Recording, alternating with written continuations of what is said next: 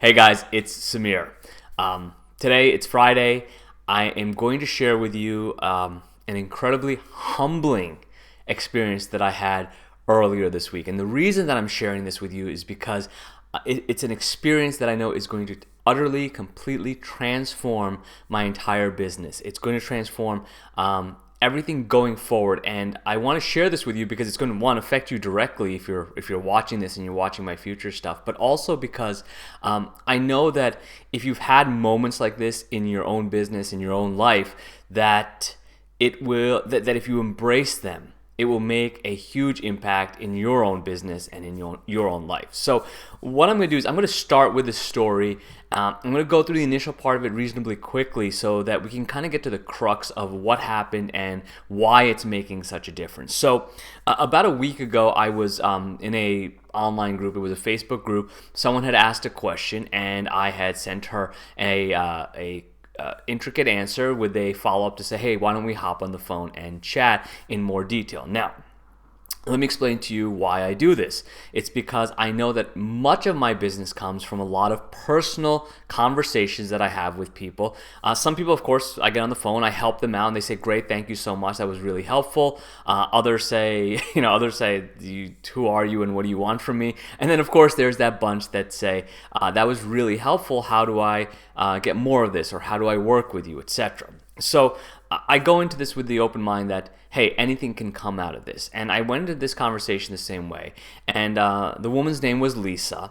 And when I got into this conversation, I have to say that how it turned out, I wouldn't have expected in a million years. So we get on the phone, and it's a little bit standoffish at first because she has this attitude of, hey, listen, you kind of gave me the information I needed online, so why are we on the phone?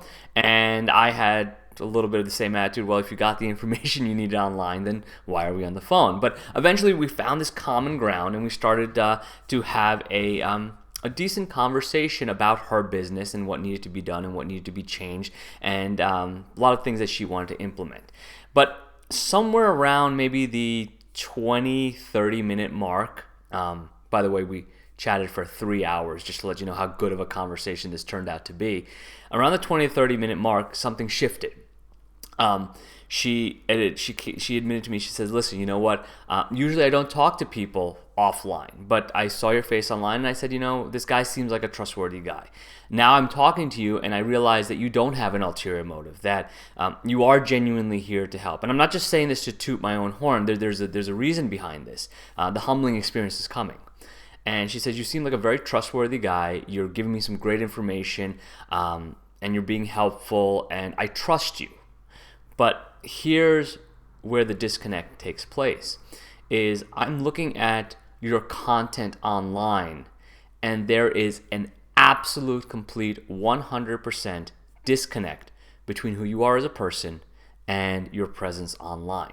See, you're putting out this title that says how to make over $100,000 a year working under 20 hours a week. It sounds spammy, it sounds sleazy, and then I'm talking to this guy who is very genuine, who is the guy next door, who genuinely wants to help. And I had this moment of just complete and utter frustration. And the reason was because I knew that she was right. She was spot on. And this is the part where I talk about all entrepreneurs having their heads up their asses. This is where my head was up my ass, and I wasn't seeing it. So over the next, hour or so, she gently took my head and extricated it out of my ass. And lucky for Lisa is that I was having a medium ego day, so I wasn't too cocky, and I was reasonably receptive to hear what she had to say. And it was probably the best thing I ever did, because I got caught up in this world of just being so hyped about everything, about putting these snazzy titles together, as opposed to just saying how things really are. I'm a simple guy. I teach people how to live a simple, stress-free life, and that's from a simple, stress-free business. And everything, and sure, I teach automation and outsourcing and how to bring in prospects and how to bring in clients and the psychology of sales. I do teach all of that. But the purpose behind it was never as apparent as I needed to make it. That it's not about buying a fancy car or a big house or designer brands. That's all fine if that's what you want to do, but that's not why I teach this stuff. I teach this stuff so people can go home and they are not stressed about the mortgage. They're not stressed about the rent. They can buy their children gifts. They can go out to dinner without worrying about how expensive it's going to be. Just these really simple things in life. And that was never portrayed. And then so Lisa and I had a follow-up conversation. We had a follow-up conversation, and I remember we were talking, and I said, Lisa, I got to get going because I'm late to tea time with my wife. I don't call it tea time; it's having tea with my wife, but it was tea time. And she goes, "What do you mean?" I said, "Well, like every day around 6 o'clock, my wife and I come home from wherever we're working from work, and we have a cup of tea and shoot the shit for an hour or two." And she says to me, she goes, "Well, why doesn't anyone know that? Why are people all hyped about this $100,000 under 20 hours a week, automation outsource? Why don't they know that you have tea with your wife every single day? That you have a good relationship with your wife? That you guys have fun together?" And I said, I don't know. She goes, "That's what people want to know. They want to see the picture of you having tea with your wife or the video."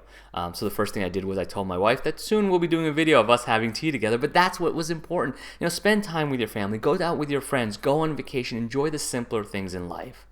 So this was an incredibly humbling experience for me because I realized that as much as I think that I've got it right, I've also got it wrong. And that's every entrepreneur. This is just a massive course correction for me.